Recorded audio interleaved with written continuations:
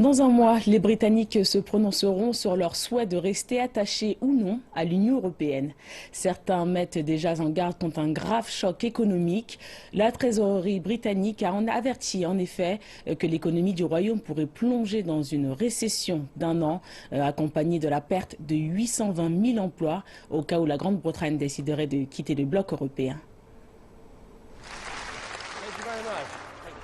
Nous vivons les dernières semaines de la campagne avant la décision des Britanniques et dans le camp des pro-européens, on présente ces derniers arguments. Au sein du Trésor de Sa Majesté, des analystes indiquent que dans les 2 prochaines années, l'économie nationale pourrait chuter de plus de 3,5%. Le Premier ministre britannique David Cameron, accompagné du ministre des Finances, a qualifié le Brexit d'option d'autodestruction. Après avoir quitté l'Europe, le choc économique plongerait notre pays dans la récession.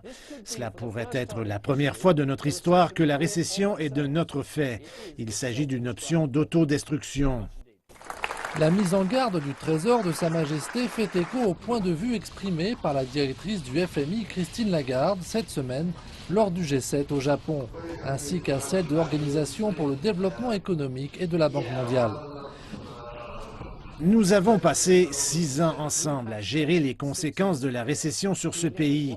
Nous avons un mois pour nous assurer que nous ne la provoquons pas nous-mêmes à nouveau. Un mois pour éviter une récession de notre propre chef.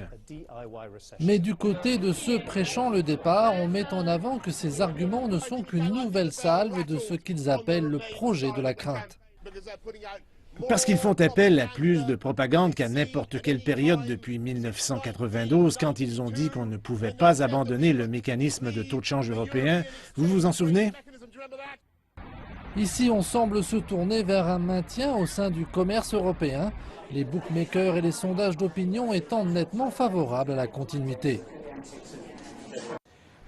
Même si les sondages sont maintenant plus tranchés, on estime que la prochaine décision aura des conséquences aussi bien pour la Grande-Bretagne que pour l'Union européenne elle-même.